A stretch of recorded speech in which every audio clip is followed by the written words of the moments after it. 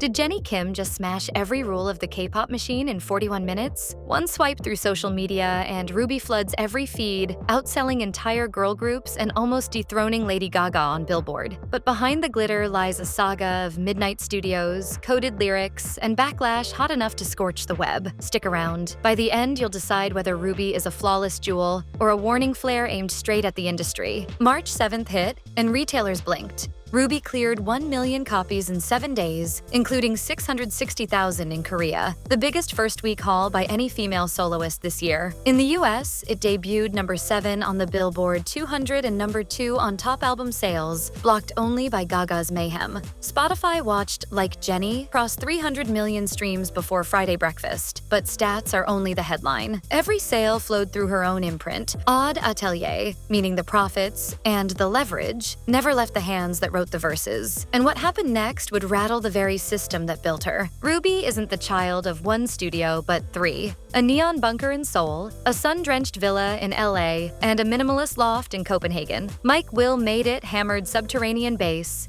Diplo layered Caribbean snares, El Guincho sprinkled rooftop party guitars, and FKJ sculpted the intro's warped synth breaths. 12 tracks list Jennie as co-writer, 5 as co-producer. During those LA rehearsals, she coined an alter ego, Jennie Ruby Jane. Independence wasn't a tagline, it's soldered into every snare. Gem highlights, Like Jennie, 200 beats per minute hyperpop mission statement, a stiletto-sharp clapback at last year's smoking controversy. Mantra, deep 808 hymn with a 5/4 bridge, TikTok's favorite daily affirmation. Handlebars, featuring Dua Lipa, neon horns over a UK garage pulse, dreamt up at a Venice Beach taco truck. Extral, featuring Dechi, one-take rap duel. Daichi cut her verse in under 10 minutes, asked, "Is that spicy enough?"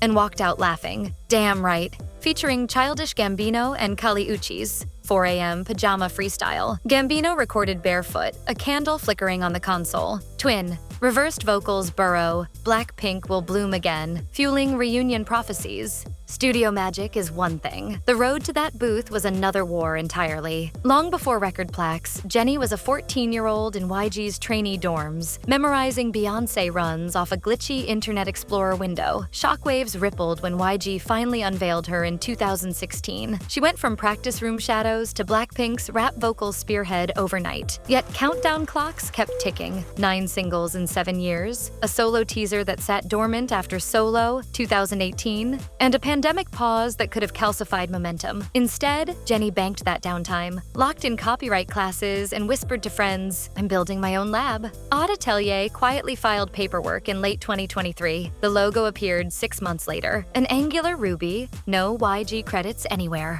The girl who once slept under flickering hallway lights now owned her masters. Fans expected glam. They got knives. Like Jennie purrs. Leave traces in the fitting room. Watch the gossip combust. A direct jab at last spring's viral smoking frenzy. Start a war eyes lowball offers from a streaming giant. Shakespeare's As You Like It threads through interludes. Masks, truth, reinvention. Mantra whispers.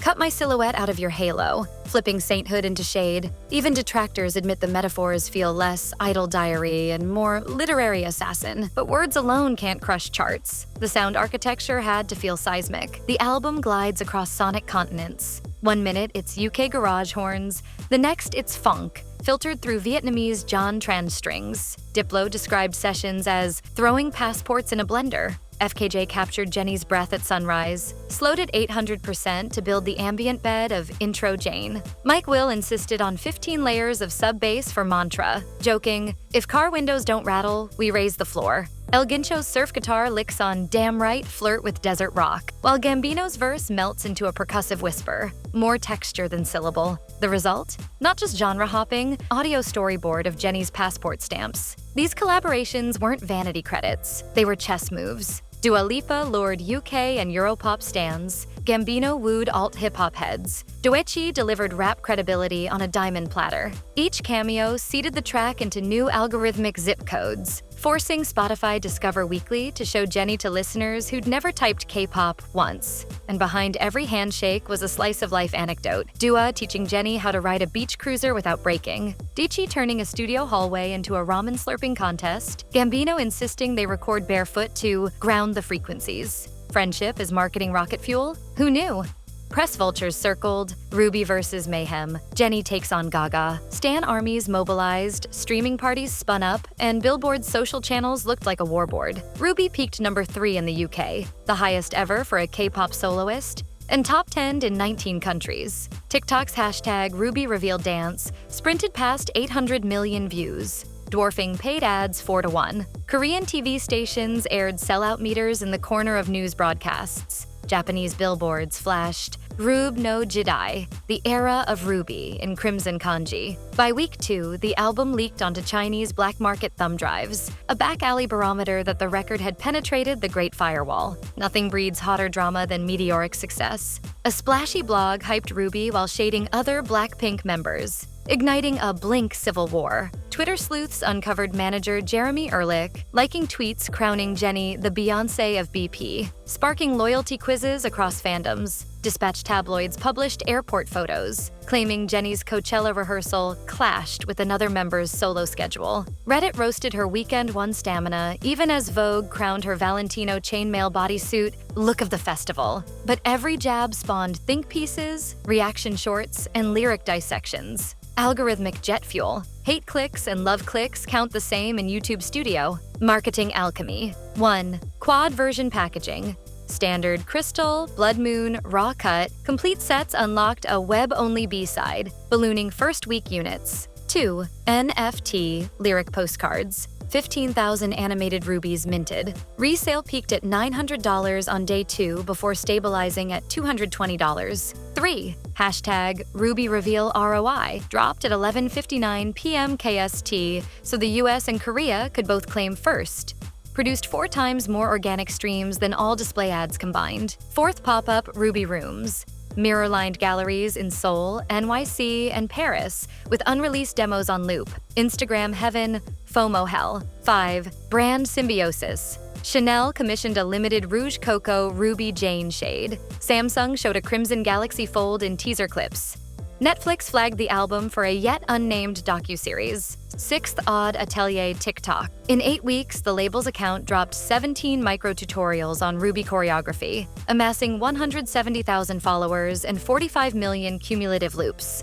But marketing fireworks mean nothing if the house show fizzles. Did it? The Ruby Experience Tour opened in 700-seat theaters with a revolving stage and floor-mounted subs that shook cup holders. Tickets vanished in 90 seconds. Extra LA and Paris sets appeared overnight. VIP soundchecks featured Beyoncé's Dangerously in Love. Phones confiscated. Mythos amplified. Stage design mimicked a vault door. Each track unlocked new lighting palettes, from blood-red strobes to ultraviolet laser webs. Coachella moment.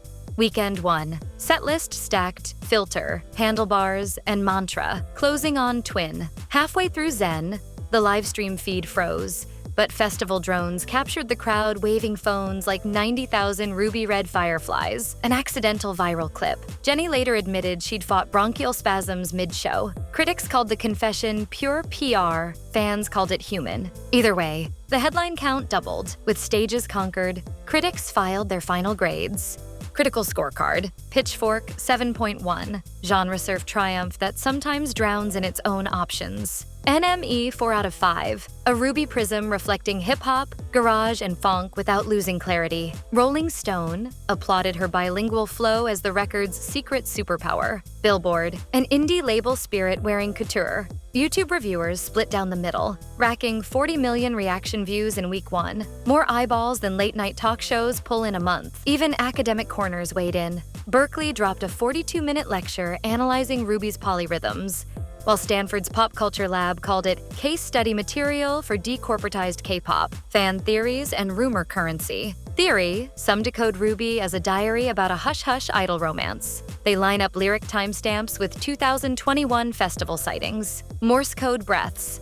Slow. Intro Jane 800%, and the exhale spell OT for forever, stoking hopes of a full group comeback. Acrostic Conspiracy rearranged Coachella setlist initials spell FINE, adding kerosene to Dominic Fike dating rumors. Hidden Sample, Soul City, allegedly samples a 2014 trainee room voice memo of Rosé vocalizing scales. Uncredited, but eagle-eared blinks swear it's there. Twin Timeline, Twin reversed plus album runtime, 4130. Allegedly maps release dates for a second LP, July 2026 if you trust the math. Convoluted? Absolutely. Addictive? Even more. Yet the wildest ripple effect isn't a hidden sample. It's the industry tremor no one can ignore. K-pop was built on ironclad contracts, centralized labels, and near-total control. Jennie essentially poured gasoline on that blueprint and struck a match. Odd Atelier's success sparks obvious questions. Can other idols negotiate partial master ownership? Labels may shrug, until shareholders see Odd Atelier profit margins. Will global collaborations become the norm? Western charts just proved receptive. Doors open wider than ever. Does BLACKPINK reunite under split management? If so, we're looking at the first mega group co-licensed across competing entities. Lawyers are already salivating. South Korean lawmakers even floated an Independent Artist Protection Act, proposing lighter military deferrals for self-funded musicians who export culture. Ridiculous 6 months ago. Now it trends nightly on Naver. Meanwhile, freshman trainees sneak Ruby onto dorm speakers like a manifesto. This is what freedom sounds like. Freedom is loud, but it's also expensive, which brings us to the price tag no one sees. Running a label isn't lights and trophies, it's sync license haggles, customs taxes on merch, late-night calls about faulty USB masters. Insiders say Odd Atelier burned through $6 million before the album's first dollar came back. Jennie's response? She mortgaged 2 investment properties, punted a Paris apartment she'd barely lived in, and inked a silent partner deal with a Saudi entertainment fund rumored at 8 figures. Critics cry hypocrisy, indie spirit bankrolled by oil money, but the receipts remain sealed. What's undeniable? She grabbed risk by the throat so listeners could blast mantra with 0 corporate fingerprints. Independence isn't cheap. The bill arrives in blood pressure and balance sheets. So, proof an idol can thrive outside the corporate iron wall? Or chapter 1 in a pressure cooker saga yet to explode? Jennie built her own castle, crowned herself, and posted numbers that make executives blush. But independence means no safety net. Fandoms are fickle. Chart peaks fade. What endures is story. And Ruby insists she's not a cog in a billion-dollar franchise. She's the jeweler crafting the crown. Now it's your turn. Does Ruby sparkle as K-pop's ultimate success story? Or does it foreshadow the price of going rogue? Drop your take below, smash subscribe, and keep those notifications blazing, because the ruby's cracked open and what glints inside might still shock us all.